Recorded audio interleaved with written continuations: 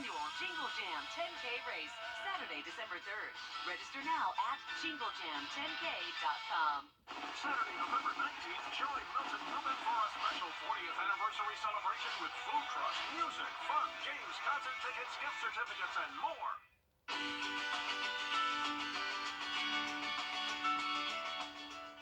The Live 5 for 6 Skyview Network, sponsored by Terry Lambert Hyundai. Our chilly fall days continue, especially with the mornings. Several days below freezing. A nice dry weekend, but we're also tracking some rain as we go into the holiday. I'll break down all the details coming right up. Right now on News Channel 6 at 4:30, a family searching for answers after their daughter dies while on a trip with friends. That is coming up straight ahead. Plus, House Speaker Nancy Pelosi says she is stepping down. More on that coming up. And President Biden meeting with business and labor leaders today as he highlights recent progress in combating inflation and steadying the economy. All this and more as your news at 4:30 starts now. Live from Television Park, this is WJBF News Channel 6 at 4:30. Good afternoon, everyone. I'm Dee Griffin. Thanks so much for joining us. Now to the growing question surrounding the death of an American tourist vacationing with friends in Mexico. Shanquella Robinson's family says they were told she died of alcohol poisoning, but an autopsy revealed a severe spinal cord injury. ABC's Victor Oquindo has the latest. And for this to happen to her is just terrible. You know, I just couldn't believe it. It's like I'm still asleep, like a nightmare. Shanquella Robinson's family is demanding answers after the 25-year-old was found dead at a luxury resort in Mexico. My heart just like it went into pieces. Shanquella was my heart. Robinson, from Charlotte, North Carolina, was traveling with 6 friends late last month. The trip quickly turning into a murder mystery now at the center of an international investigation. Authorities finding her body less than 24 hours after she arrived inside the living room of a rental villa in the vacation hotspot of San Jose del Cabo.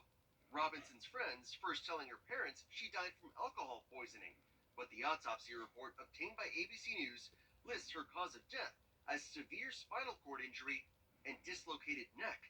They called us from the funeral home.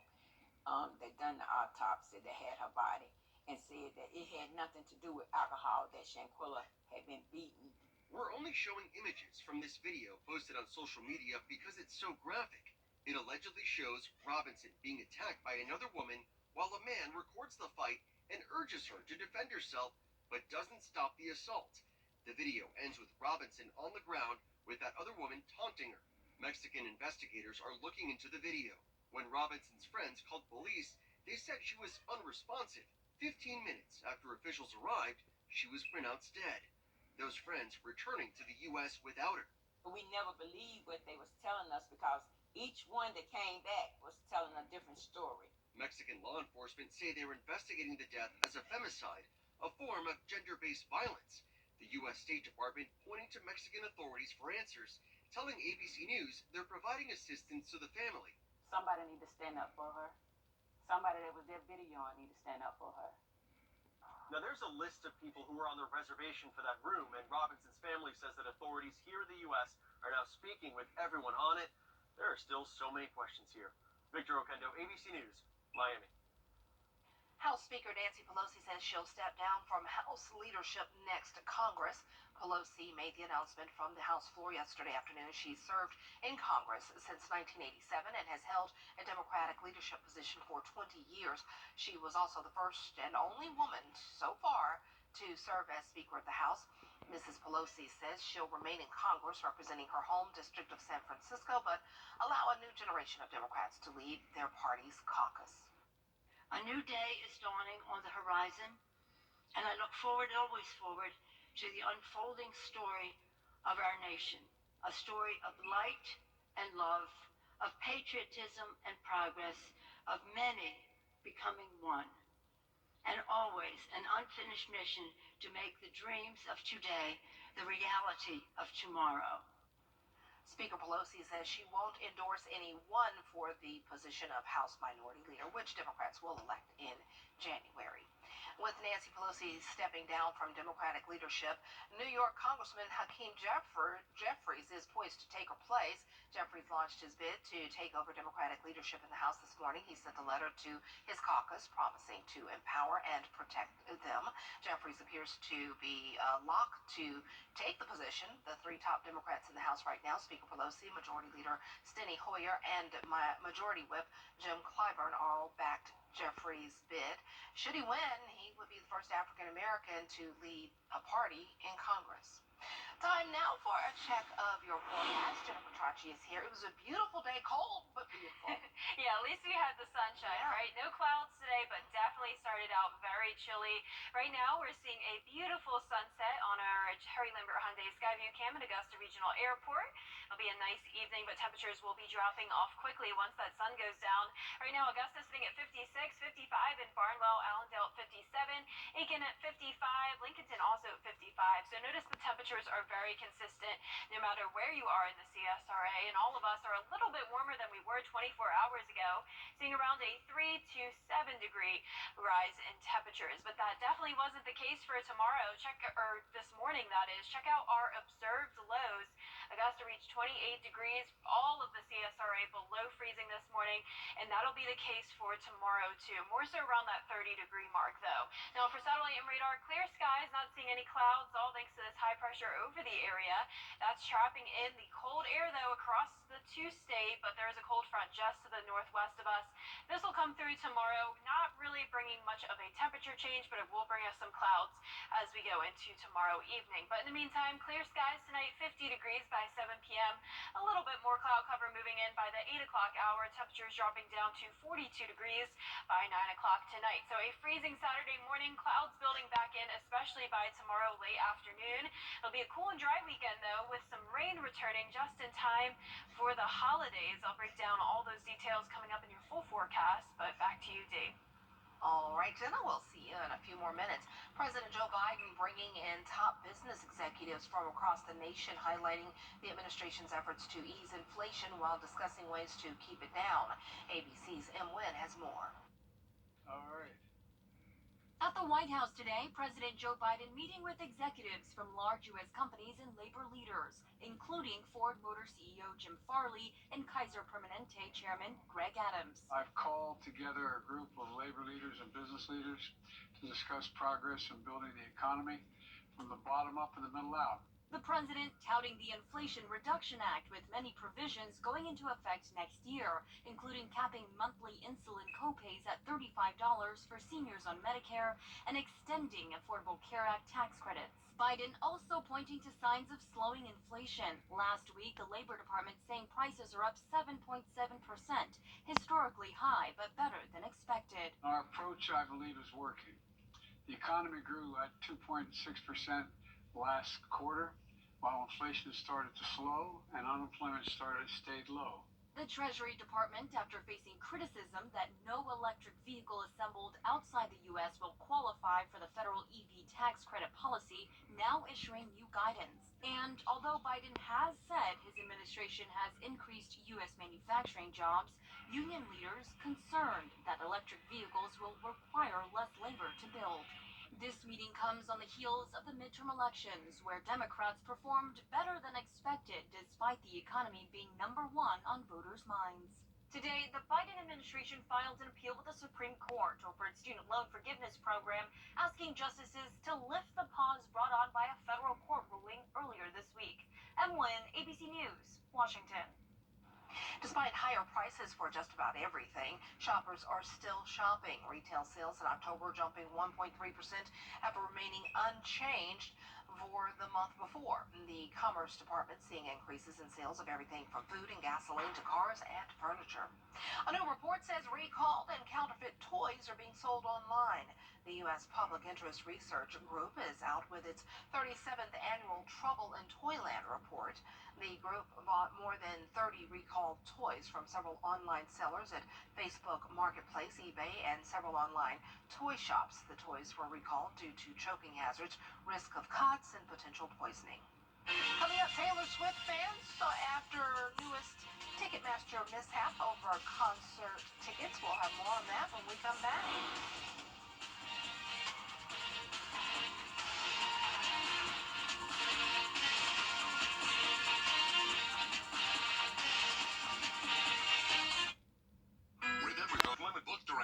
to Washington, D.C. at flyags.com.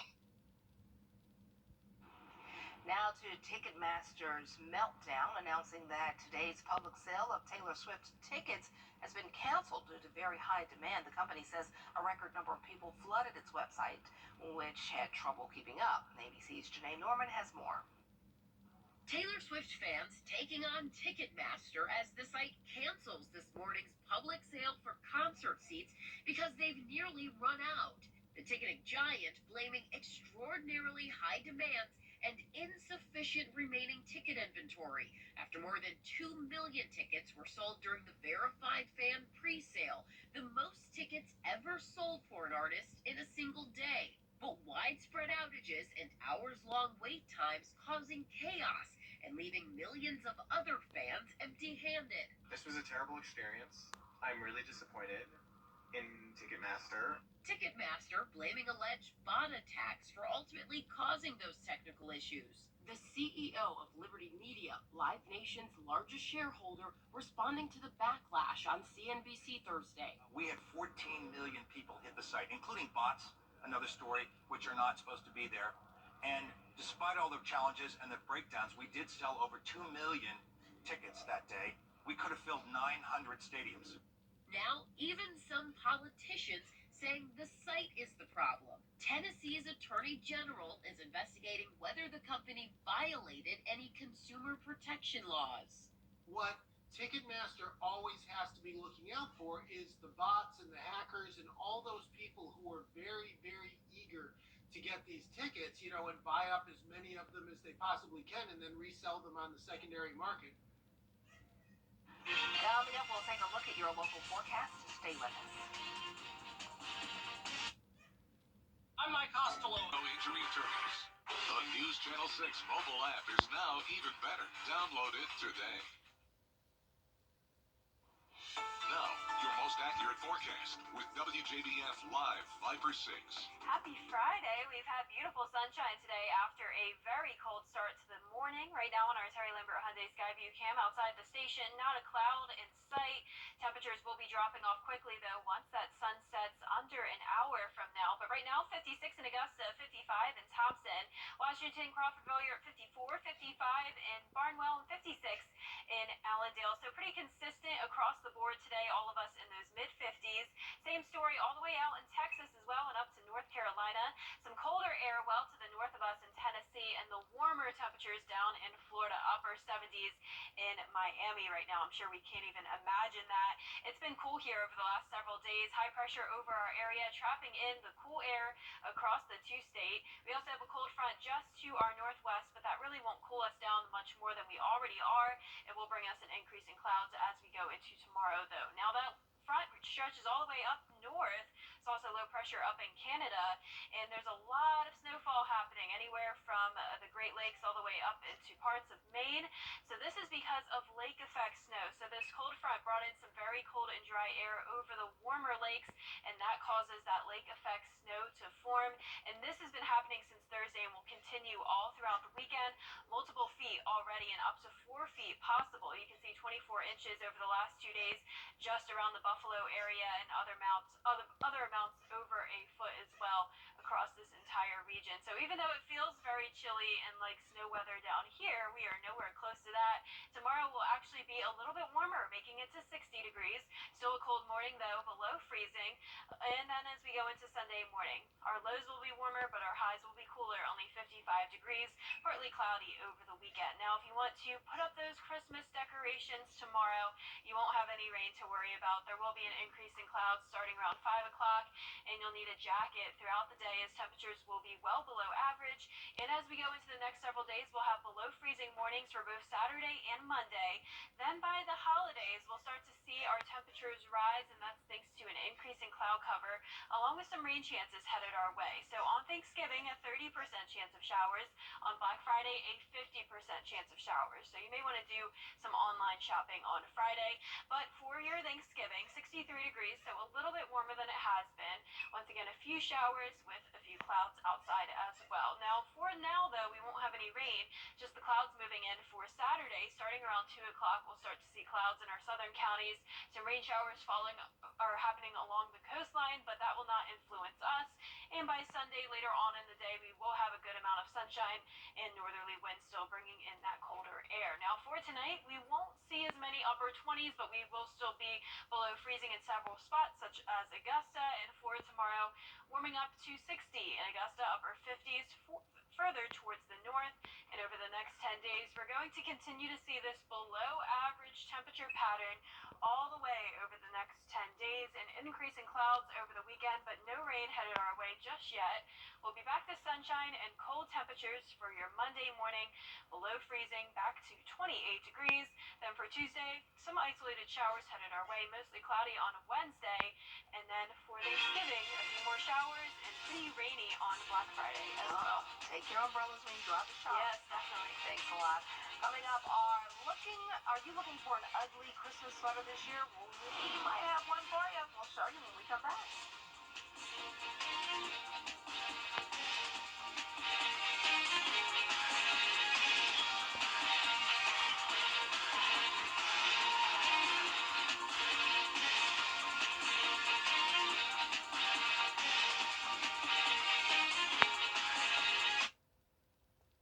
Offers get away. Get 2.19% financing for 36 months on road. Saturday, November 19th, join Milton Newman for a special 40th anniversary celebration with food trucks, music, fun, games, concert tickets, gift certificates, and more. Looking for an ugly Christmas sweater? An old favorite is coming back this season. This cold weather top features Clippy. If you don't remember, that's the little paperclip that would pop up in the corner of your screen while writing in Microsoft Word. Yes!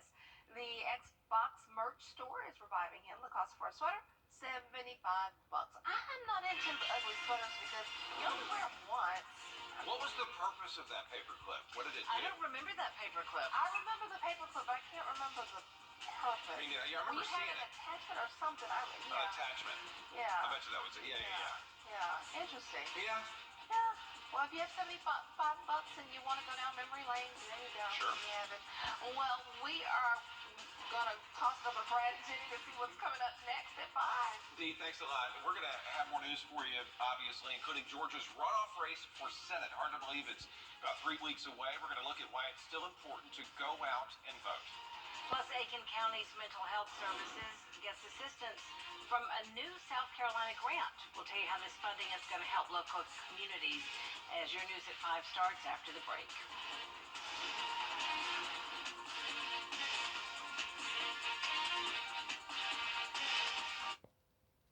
I'm attorney Jamie Casino. If you're in, call me right now.